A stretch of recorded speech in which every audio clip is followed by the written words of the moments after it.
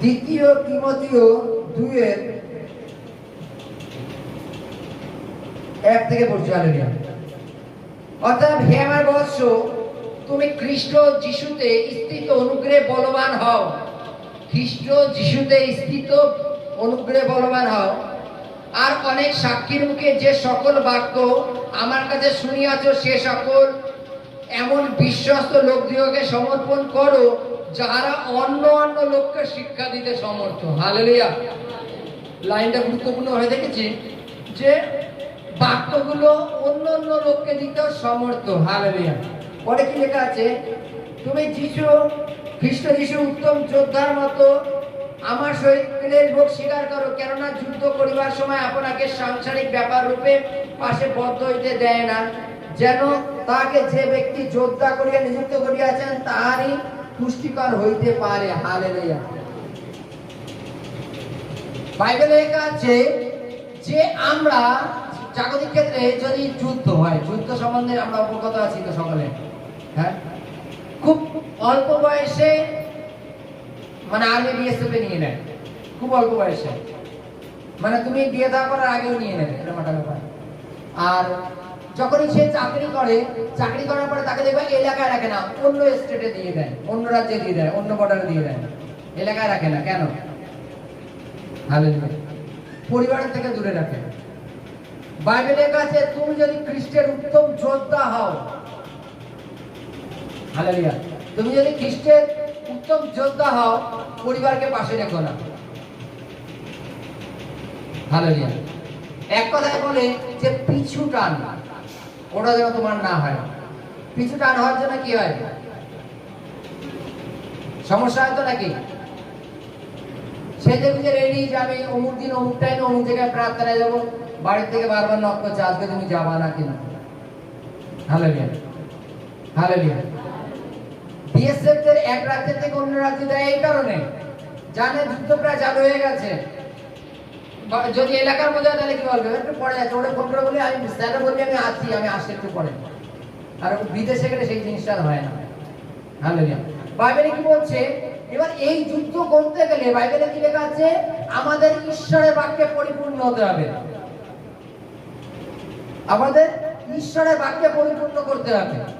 আর যদি বাক্যে পরিপূর্ণ না হই, তাহলে আমরা যুদ্ধে গিয়ে হেরে যাবো। কেননা আমাদের লড়াই কোনো মানসিক লড়াই নাই, আত্মিক লড়াই।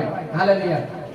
আমাদের লড়াই কোনো মানসিক লড়াই নাই, আত্মিক লড়াই, আত্মার লড়াই। কেননা আমাদের লড়াই কোনো মনুষ্যের সহিত না, অন্ধকারের শক্তির সাথে। হালেলুয়া। দিয়াবলের সাথে, লুসিফারের সাথে। আর তার সাথে লড়াই করতে গেলে তোমার কি করতে হবে? বাক্যে তাকে বার করতে হবে, বাক্য দিয়ে কথা বলতে হবে। যেমন যীশু খ্রিস্ট কথা বলেছিলেন বাক্য দিয়ে।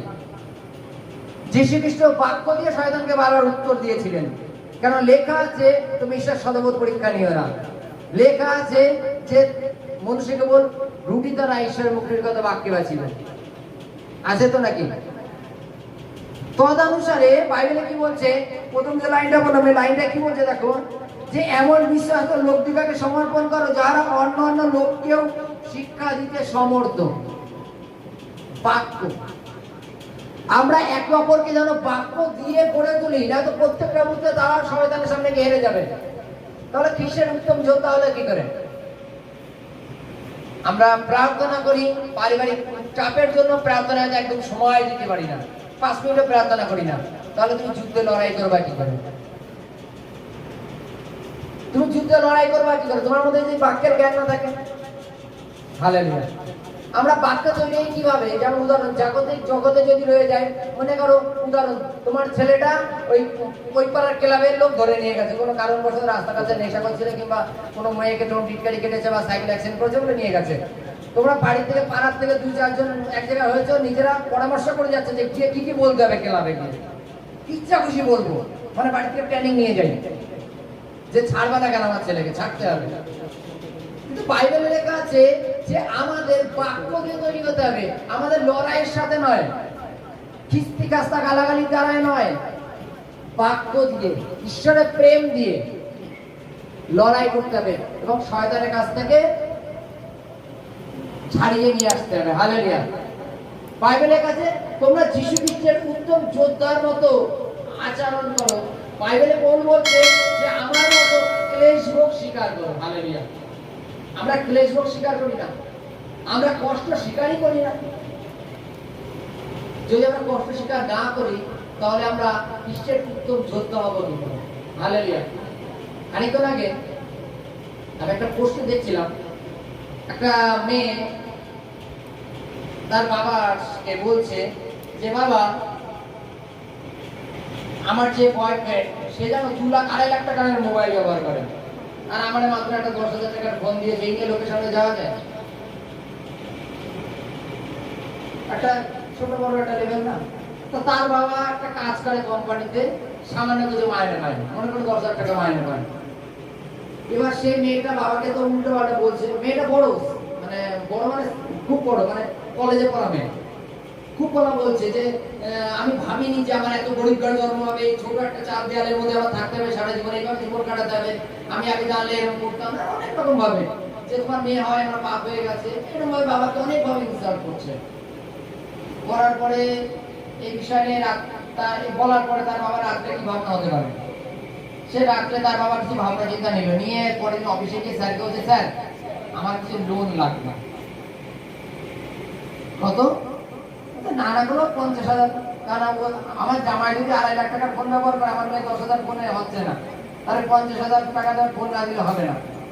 তা কোনো কারণে লোনটা মানে মানে দিয়েছে। দেওয়ার সময় তাকে চুক্তি করছে যে প্রত্যেক মাসে তোমার অ্যাকাউন্ট থেকে 6,500 থেকে 7,000 টাকা করে কাটা হবে তোমার মায়ের থেকে। সে বলছে মায়ের পাই মাত্র 10,000, যদি 6-7,000 কেটে নেয় তাকে কি নেয়, আমি সবটা চালাবো কি করে? তার বাবা তবু লোনটা নিয়েছে অঙ্ক করে করে, তার মেয়েকে মোবাইল কিনে দিয়েছে, এবং মোবাইল নিয়ে সে মেয়েটা তার মানে বয়ফ্রেন্ডকে নিয়ে পার্কে টাকে ঘুরে। আর তার বাবা কি করেছে জানো? একটা জোকারের ড্রেস কিনেছে। জোকারের ড্রেস কিনে এই বিভিন্ন পার্কে পার্কে ঘুরে বাচ্চাদের এনজয় করে, আর তার থেকে পয়সা ইনকাম হয়, তাই যে আদার্স সংসারটা চালায়। তা জোকার নাচতে নাচতে তার মেয়েদের পিছনে যাচ্ছে, খেয়াল করেনি, তা একটা আঘাত থেকে ফোনটাই পড়ে গেছে। পড়ে যাওয়ার পরে সেই জোকারটাকে যে কি বললো আনলিমিটেড। জোকারটাকে ওর বাবাও জানে না, জোকারটাকে আনলিমিটেড ভাবে বললো। বলার পরে অনেক কিছু বললো, বলার পরে তবু জোকারটা অত মাইন্ডে না নেয়নি, যেহেতু নিজের মেয়ে, যেহেতু তার বয়ফ্রেন্ডের সাথে আছে। এবার বয়ফ্রেন্ড বলল ঠিক আছে গন্ডগোল করতে না, বাদ দাও যাওয়া যে ভালো আছে। পূজা টুজা নিয়ে তাকে একটা পাশে রেস্টুরেন্টে নিয়ে চা খাওয়ার জন্য বসলো। বলার পর তার বাবা একটা প্লাস্টিকের ফুল নিয়ে আসলো, এসে মেয়েকে দিয়ে বলছে ফুলটা ওকে দাও। মানে কথাই বলছে না, জোকার তো কথা বলা যাবে না, ইশারায় বলছে ফুলটা তুমি ওকে দাও। মানে যেহেতু মোবাইল ভেঙে ফেলেছে বলে মেয়েটার ওর প্রতি খুব রাগ, ফুল ধরবে না। এবার ছেলেটা বলছে নেও কেউ, তারপর ছেলে ফুলটা নিয়ে ছেলেটাকে দিল, তার বাবা হাত তালি দিল জায়গায় দাঁড়িয়ে। তাই যে ছেলেটা আর কি, সে খুব খুশি হলো। খুশি হয়ে সে কি করলো, তার হাতে একটা ব্রেসলেট সেই জোকারটা হাতে গিফট দিল। সে বাড়ি নিয়ে চলে গেছে, গিয়ে টেবিলে করে যখন রেখেছে, মেয়ে বাড়ি এসে দেখছে এই ব্রেসলেটটা এখানে কেন? তাহলে জোকারটা কি? হালেলুয়া। ব্রেসলেটটা এখানে গেল, তাহলে জোকারটা কি? পেছন ফিরে দেখে বাবা সেই জোকারের টুপিটা পরে বসে আছে,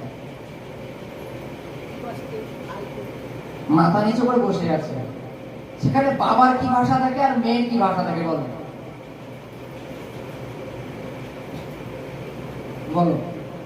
হালেলুয়া। সেখানে বাবার কি ভাষা থাকে আর মেয়ের কি ভাষা থাকে? তার বাবা এটাই বুঝাতে চাইছে যে আমি তোর 50,000 টাকার ফোন কিনে দিয়ে আমি 7,000 টাকা ইএমআই করে 3,000 টাকা সংসার চলবে না, কিছু করে তোমার সংসার চালাতে হবে, কিন্তু তোর সিস্টেম আমার বজায় রাখতে হবে। তার জন্য আমি এই জোকার হয়েছি। Hallelujah, hallelujah. এটা কি শুধু ওই মুভিসটাই? এটা আমাদের প্রত্যেকের হৃদয়ে যেন সাড়া দেয়, যে আমরা যেন মানে যতটুকু পারো কথা তার বেশি যেন পেশার কাউকে না দিই। হালেলুয়া, বুঝেছি? যতটুকু বাবা মার পারো কথা তার বেশি আর আমরা কোনো পেশার না দিই। যদি পেশার হয় তাকে দুঃখিত করে তুমি কখনো সেই ফোন নিয়ে সুখী হতে পারো না। হালেলুয়া। কারণ খ্রিস্ট আমাদের কি শিক্ষা দেয়? প্রেম শিক্ষা দেয়। হালেলুয়া, জয় যিশু।